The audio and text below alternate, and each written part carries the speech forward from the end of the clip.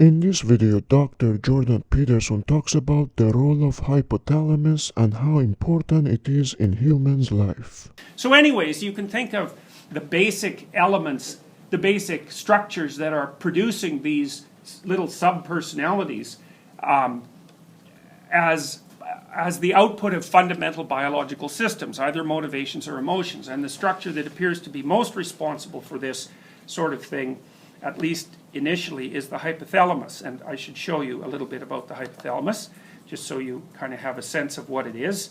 It's not very big. And you see in this diagram that it sits right on top of the spinal cord and the base part of the brain. So that's just that little bitty area there, which, you know, it looks from the diagram to be maybe 1% of the entire brain mass or something like that. And I think I mentioned to you before that if you take a cat and you take all of its brain off except for the hypothalamus, roughly speaking, as long as it's a female cat in a restricted environment, it can pretty much live a cat life, except that it's hyper exploratory, which I do think is quite remarkable, you know, because you'd think it would just lay there passively, right, since it doesn't have a brain. But the hypothalamus, and I'll show you some more little pictures here about the hypothalamus. So this is a rat hypothalamus, and this is a diagram from Larry Swanson, who's a real genius and well worth reading, although very complicated. He's a developmental neuroanatomist, if I remember correctly, and he's interested in how the brain unfolds across the course of fetal development in all sorts of different animals, you know, assuming that by doing that, in part, you can track the evolution, but you can also understand the relationship between one brain part and another. Now, what you see here, you see all those little subunits of the hypothalamus. They're indicated in orange, green, and black. And so the first thing that you can see is that the hypothalamus is not one thing. It's a bunch of, what do you call those?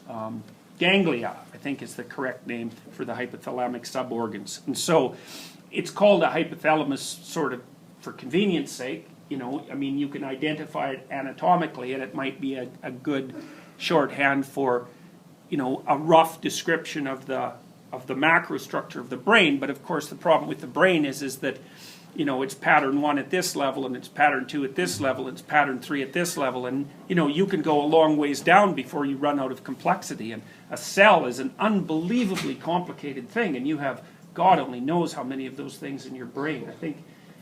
I don't remember exactly what the latest estimates are, but it's in the hundreds of billions, and each of those cells is like as complex as a factory in some, like a really complex factory, and they're full of these little molecular machines that are doing things that are so complicated and amazing you just can't believe it when I've seen, you know, computer animations of some of these structures in operation, and the complexity of what they do, you know, to take the DNA molecule apart and then to rebuild it little bit by little bit and to do error correction at the same time. It's like it just boggles the mind. I cannot see how you can possibly account for that using a straight sort of Newtonian deterministic model of clockwork behavior. The stuff is so sophisticated. You know, it looks more like advanced robotics than it does like the interaction of tiny little molecules.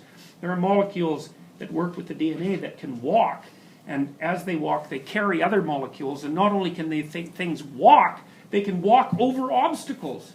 It's like, and they're like made out of 10 molecules. It's like, what's going on? You know, it's just beyond belief. Okay, so all of these little nuclei, or I think that's what they're called actually, nuclei in the hypothalamus, they're all doing slightly different things. So they're subserving, well, they're radically different things, although they have a commonality of function. And so roughly what you could say is that one half of the hypothalamus is devoted to popping up these little subpersonalities that are devoted to the satiation, the satisfaction of fundamental biological requirements. And so, you know, it's not obvious what a fundamental biological requirement is, because again, that's a heuristic. It's not a category, but we can agree.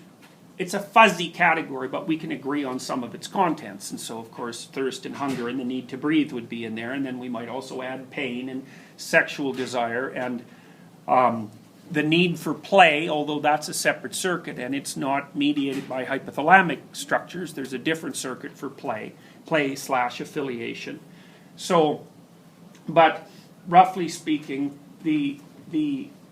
what an animal basically chases and requires on a day-to-day and week-to-week basis is mediated in large part by the hypothalamus. And the hypothalamus is also a crucial nexus in the brain for identifying what's going on in the body and then telling the brain what to do about it. So for example, the hypothalamus is the thing that makes you hungry and the thing that makes you thirsty, and it does that because it monitors levels of substances such as sugar in your bloodstream, and also the degree to which you're hydrated. And you can sustain tiny little bits of damage to the hypothalamus with unbelievably extreme consequences. So for example, if you get unlucky, you can develop hyperphagia, or I don't remember the technical term for it, but uncontrollable thirst. And so if that part of your hypothalamus is damaged, people just can't keep you away from water supplies. You'll just drink and drink and drink and drink and drink and drink and drink until you drown,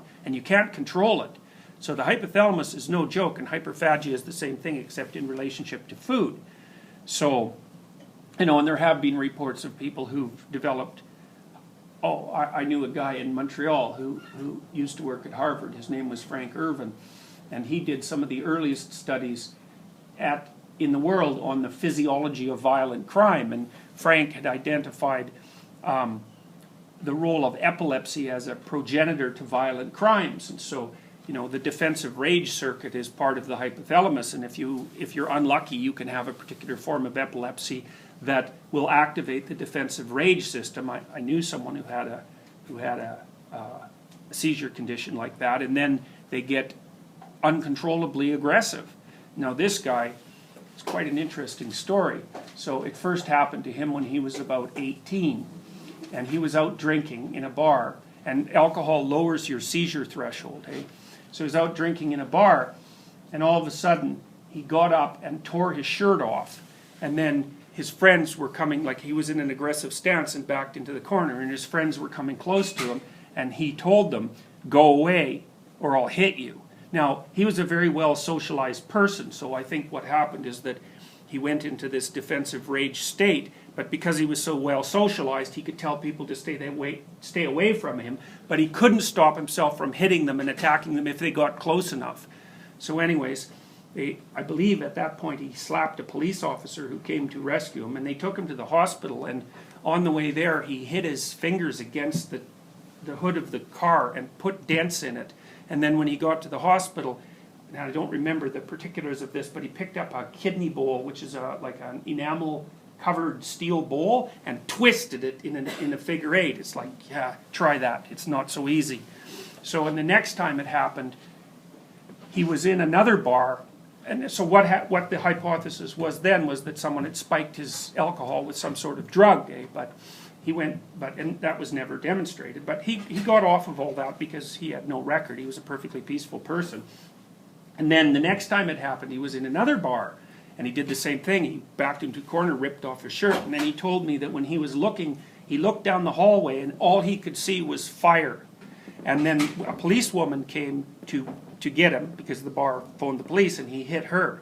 And then after that, he had EEG testing, which showed that he was susceptible to seizures. And so he swore off alcohol and never had another drink. And he's like 35 now. He never had another drink in his life, and it never happened again. But it's just a good example of there was a kid at the University of Texas at Austin about 30 years ago who seemed to have a perfectly reasonable, family life and so forth, reasonable upbringing, and he started to become increasingly violent in his fantasies. And he climbed up onto a tower, because there's a high tower at the University of Texas at Austin, and he took a high-powered rifle, and I think he shot 16 people before they finally got him. And when they did an autopsy, he had a fast-growing tumor that was pressing on the hypothalamus. So the hypothalamus is no joke, and for those of you whose introduction to neuropsychology has made you assume that the cortex is in control, let me tell you, the cortex is only in control when all of your other basic requirements are satiated. And since you're a modern person and you live in luxury that's unparalleled in the history of the world, all of your fundamental biological subpersonalities are always satiated, and so that's what you think you're like. But you're only like that because you've never been anywhere where you weren't like that. So